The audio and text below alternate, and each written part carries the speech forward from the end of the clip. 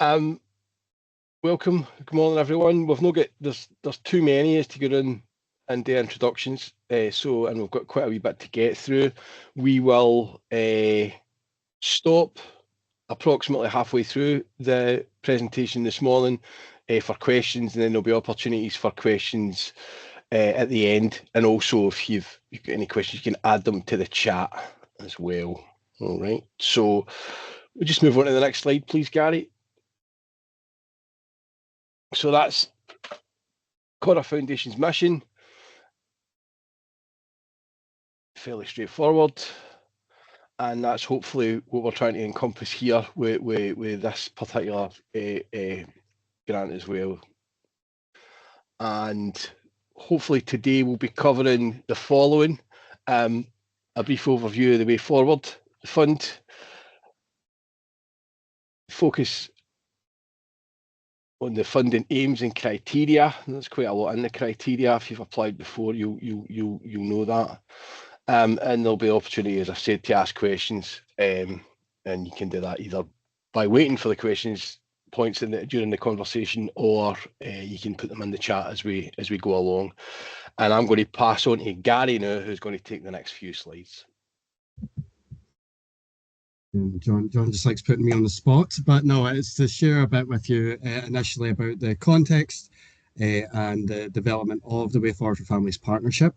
As many of you may know, we delivered the Partnership Drugs Initiative for many years. So for over 20 years, the Partnership Drugs Initiative ran. We actually distributed over 400 grants in that time, and approximately £30 million in grants was distributed. If we take into account the match funding criteria around that, it means that over that period of time, there was £60 million invested through the services that were being delivered by the many organisations that worked with us on that.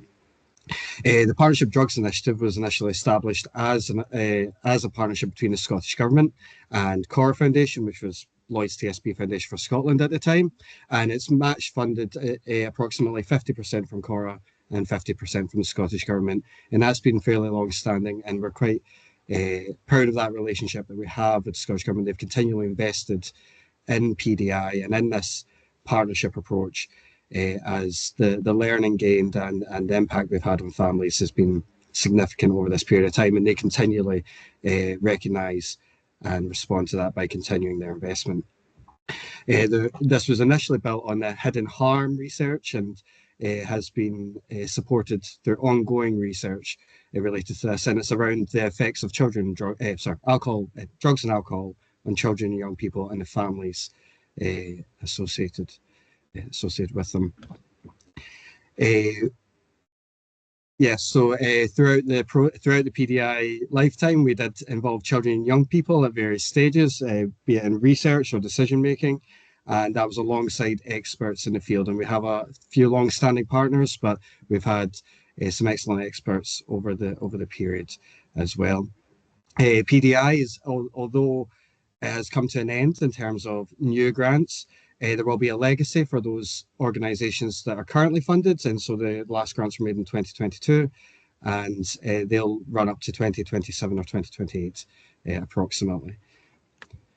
That's about the background on PDI, and we'll have fond memories of PDI.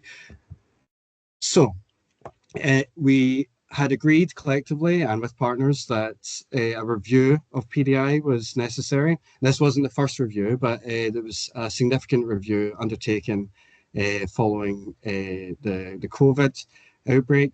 We had appointed an independent external consultant.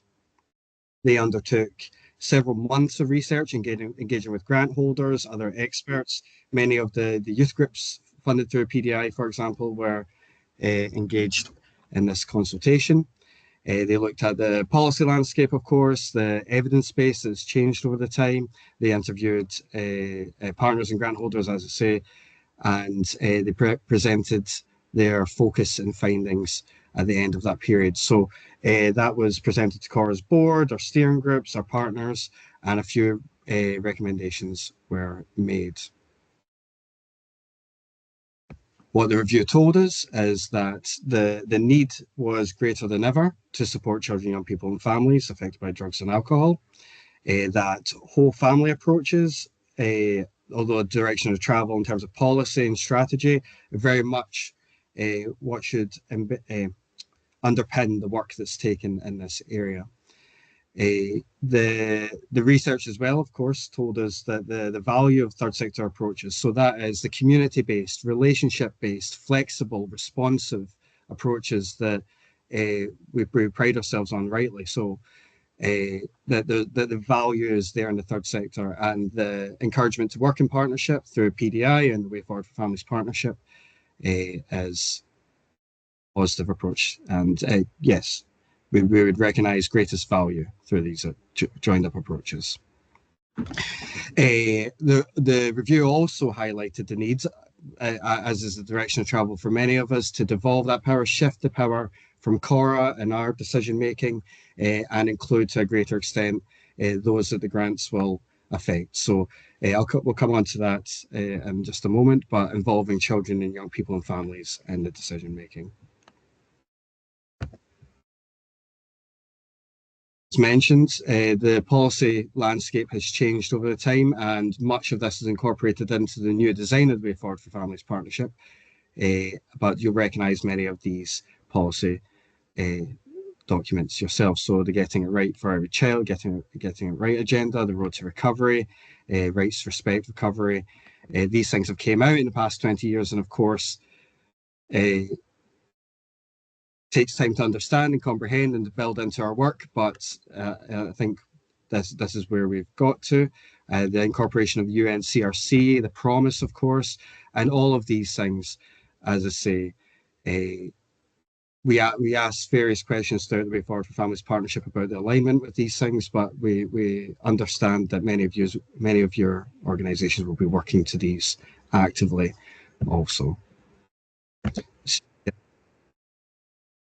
20 years. So following that review, we have developed a new program. It's the same investment and similar aims, very much so, but reinforcing some of that change in policy, and the aims of this fund is very much about partnership, and again, coming on to that. So this was launched in 2023, building on all that learning from PDI. So it'll continue to be an approximate annual investment of £1 million approximately, often just under, but when we're really up and running, we hope to have that close to £1 million per year. Cora, of course, leads the administration of that, so the processing and the technical side of the application process. And we work with a number of partners. Again, I'll come on to that in just a moment. But the Cora, in round one of this program, 5 offers of grant were made to organisations, to proposals. Those grants ranged from £25,000 per year to £144,000 over 3 years. The details of those grants, we're still finalising the startup process. So in full transparency, the details have not been announced yet, but they will be announced once everything is agreed with the various potential grant holders. So one of the more exciting parts of this process has been the devolution of power, shifting the power. And we've been working extensively with young people on this. We have a number of youth partners, and they have been informed in the development, and also actively involved in the decision making. And it's about that participatory grant making, that collaboration, demonstrating that co-design and co-production that we hope to see from others as well. Really shifting the power. So Cora's role in this is about understanding, comprehending, gathering information, and presenting that in accessible ways to young people and our steering group. It's not about Cora making recommendations for funding, though we do due diligence and assess fit with criteria, but we very much don't want to impose our views on these organisations, on the decision-making process. So we've tried to shift that power wherever possible. There's exciting developments on the horizon in relation to that, and working with our young people that are involved in this programme, we have negotiated a small pot of funding that they will have near complete autonomy over to invest through small grants. That's being developed as we speak over the coming months and will hopefully launch early 2025. So keep an eye out for that. But that's still a mystery to Cora. Wonderfully, myself and my colleagues, we don't know what that will look like because our young people will be the ones to tell us what that looks like. So exciting prospects ahead. More specifically, all that development very much will work towards the following aims. So we want to see improvements in the structures and the practices of the services that support children, young people, and families affected by drugs and alcohol. We want to see greater collaboration, encourage that collaboration between the third sector and the statutory sector, and want to see the involvement, the participation of children, young people, and families in a meaningful way, either in the design, the delivery, or the governance and management of the services that affect them. And we know that actually there's various mechanisms that can be employed in achieving any of these things. We're interested to see that range of things, and they don't need to be amazingly grand in scale and scope, simply that there is that commitment to change and participation and partnership, which we'll provide a bit more detail on. Now, that provides a bit of the context and the higher level aims of the Way Forward for Families Partnership. I believe we're going to pause just for a moment. And if there's any questions initially, but John will be covering the application process more specifically in just a moment, but I'll pause for a second. We will move on to the next part, barring any other questions. I don't think we've got anything else. We'll move on to the second part of the presentation, which is coming up. Sorry, I've just changed my view. It's taking a while to come up. Okay, so who can apply then? So the application needs to come from a third sector organisation. They need to be in contact, and I've discussed a partnership with the main public sector partners, whether that be the Alcohol and Drugs Partnership, the local authority generally, the Children and Families Social Work Services, or whatever it may be. Crucially, we're looking for organisations that are working with children, young people, and families affected by drugs and alcohol, and they've got active links to relevant services. So we would really hope to see that there's already a link with the Alcohol and Drugs Partnership, all the Children and Families group, just to make sure that that's the work you're doing. I think it would be difficult for an applicant who's perhaps not already involved in this kind of work to turn things around. I just want to let you know about just while we're here, and I'm going to say this again, just some notes, some dates for your diaries. The fund opens this Thursday, the 19th of September at 9 AM, hopefully. The fund closes 10 weeks later, so we're opened a wee bit longer this time. We're opened 4 weeks longer than we were the first time, so that gives people a wee bit more a chance to have a think about the application. And the welcome chats, which I'm going to come on to talk about, the last one of them will be on the 19th of November. Okay, so we're not going to be doing welcome chats right up to the closing date because there just simply won't be enough time for applicants to complete a forum. We are also encouraging Black, Asian and ethnic minority communities and other marginalised groups to apply for that as well. We're trying to be proactive in that respect. Can we move on to the next slide, please, Gary? So you can apply for up to 250,000 over 3 years, and that for 50% of the total project cost. So you can split it up however you like. You can have 50,000 in the first year, matched with another 50,000 and 100,000 into year 2 and year 3, or you can do it however you like. But the maximum amount you can apply for is 250k. For running costs, participation, collaboration costs, small piece of equipment, expansion costs, and budgets, children and families, research, consultancy, etc. So And can we move on to the next one, Gary? Sorry. Yep, thanks. We're looking for, crucially, we're looking for partners. This is the big difference between this fund, the Way Forward Fund, and the Partnership Drugs Initiative. Is that we need a clear commitment for all partners involved and their shared objectives. And we're asking for we'll come on to talk about this in a wee more detail, but we're asking for a partnership agreement as well. As usual, and as you'll find with most Cora funds, that we're looking for participation, we're looking for co-production, we're looking to see that children, young people and families are involved in the development and delivery and review and perhaps even the governance of the project. We're also looking for change, not just change for the children, young people and families, but changes in systems, policies and processes as a result, a direct result of the project. Key criteria,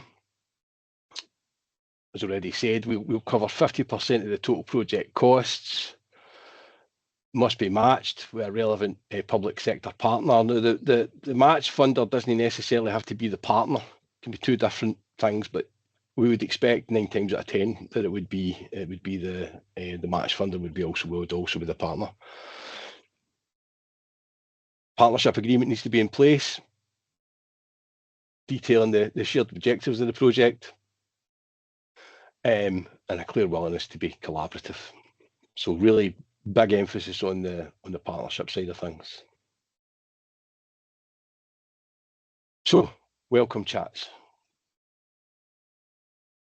Before we discuss, as I've said earlier, we discuss proposals at these welcome chats with potential applicants. So if you've got an idea, and you're maybe this is something you're a wee bit further down the line with. It could be as well that it's an existing project, and this would be something that would enhance that existing project or whatever. It still needs to have the partnership, still needs to have the match funding. So the thing that we really ask, and all this information will be on the website on Thursday, is that you please read the guidance document in full, and you can have any questions about that. We had a couple of chats last year where perhaps people hadn't maybe read the guidance at all, and so we're starting from scratch. So we're hoping by the time we get to a welcome chat that you'll have a fair understanding of what we're looking for, and how your proposal meets the aims and is eligible for the fund. This information again will be on the website later this week. But the way to set up a welcome chat with us is to send us an email. We can do that on the phone. We've done mainly, I think, online. I think last year, Gary, you know the number, are probably in excess of 70 welcome chats. Is that right? I think it was about 82, 83, John. There we go. So we did spend a lot of time, and it's good to get your welcome chat in early as well. So really within the first few weeks of the fund opening, so that gives you plenty of time to get all the other information you need for the application as well. We've reduced the number of questions in the application, Gary and I, and have worked hard with the sort of, systems development team to try and make it as simple and straightforward as possible. But it is quite a complex criteria, so we need to make sure that we've not missed anything there as well. And then once we've had a chat with you, and we agree that you broadly meet the criteria for the fund, then we'll send you an application link. But the whole purpose of the conversation is to go through and just to make sure that we're not wasting people's time completing an application for something that's really perhaps going to go forward. So must be completed in full and online Thursday the 28th of November at 2 p.m. So, as I said, 10 weeks for that. We're asking for this isn't everything we're asking for, by the way, because this is just kind of broad headlines on what we're looking for. The application form, of course, covers the majority of this stuff, but we're looking for a project budget as well. Letter of support, crucially, and this was something that we had in PDI as well for the main public sector partner. But the difference here is it must describe the commitment to working in partnership and detail the match funding arrangements for the project. So for the purposes of the young people that are going to be assessing the grant, we've introduced a new video ask effectively. So and the details of that will be in the application as well. But basically what we're looking for is we're looking for you to describe your project really in terms that young people will understand. I've seen a couple of things just the other weekend there, and it was like there was museums, and it was kind of older people describing their museum and using words like sleigh and all of that kind of thing. So you need to get up to speed with the youth chat. I've not got a clue. So there's various different ways of doing it and how you can do it and all the rest of it. But ultimately, we're going to the application will include a brief summary of the proposal for the young people and this short film, or however you want to do that. It's just so that we're giving applicants the opportunity to get as much. The first time round as well, I think we probably gave the young people too much information, so we're trying to cut that down to keep it as simple and straightforward as possible. Can we move on to the next one, please, Guy? So our team, grants advisors, myself, will take a portion each of the applications, and they will be effectively reviewed and abbreviated into summary form for the young people. The young people will be different to make a difference. Advisory group, as I've named themselves, will give us their view on that application. We will then include that in the summary, which will go to our steering group, which is made up of various different people working in the field. So there'll be senior managers, will be academics, there'll be people that have got experience of this and know the field and understand what we're looking for there as well. And then it finally goes to the board. So you'll be pleased to know it's no Gary Louise RI that makes the decisions. That's it goes elsewhere for that. So after you apply, as always, if you're unsuccessful, we'll be keen to speak to you about that and about why you were unsuccessful and all that there. If you're successful, you'll get a grant offer letter. Again, this is just the usual process. If you've been a grant holder before, you'll know this. So beyond that, the agreement obviously needs to be signed and returned. We need that partnership agreement signed by both partners and returned, and evidence that match funding is in place for year one. And hopefully the partner will be on board. The partner might even have approached you to encourage you to apply for this funding, has got a particular idea or whatever. So that all needs to be in place before we can make the award. Top tips when applying. Answer all the questions. That's always a good one. Don't miss any of it. So we can work with you to fill in any gaps. So it might be that you've not got that letter, or you've not quite got the partnership thing organised or whatever in time. These things never run to time, and then you're dealing with statutory organisations who can take a wee while to get things done. You might have experienced that in the past. We're trying to keep the jargon out of the applications as well, which is difficult. if you're trying to express a particular thing that relates to children, children and families work or alcohol and drugs work.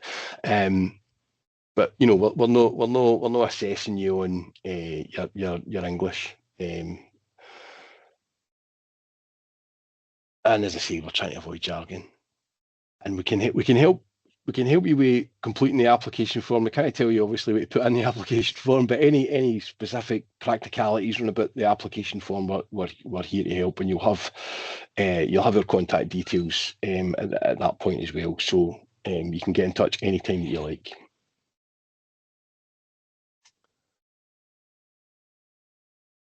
Okay, so we're thinking about the partners here specifically, and I think Gary had touched on pretty much said all of this a wee bit earlier on in the presentation.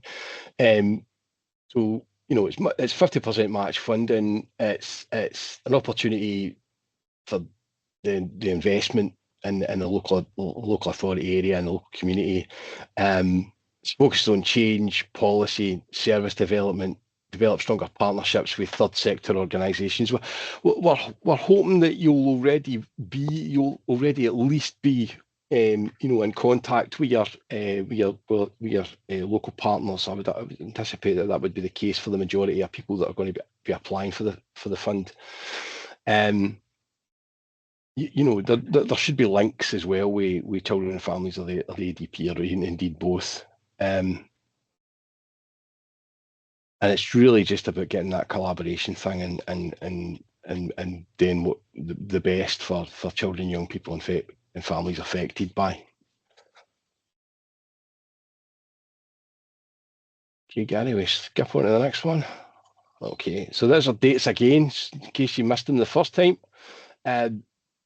Opening on Thursday, closing on the 28th of November. The date that's no there that we should probably included was the last welcome chat will be the 19th of November, which is just a week before the fund actually closes. So you need to get, we would hope, as I'd said earlier, to get these chats in the early part of the fund open, and then it'll go through all the processes, the young people's panel, the steering group, and then it'll go to the board meeting in March, and decisions will be made then, and successful applicants will be informed then as well.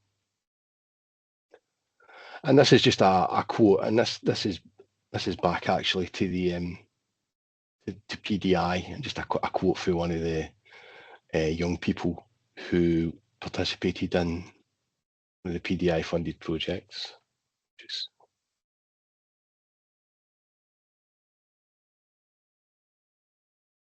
And then finally, thank you. Thanks for coming along this morning.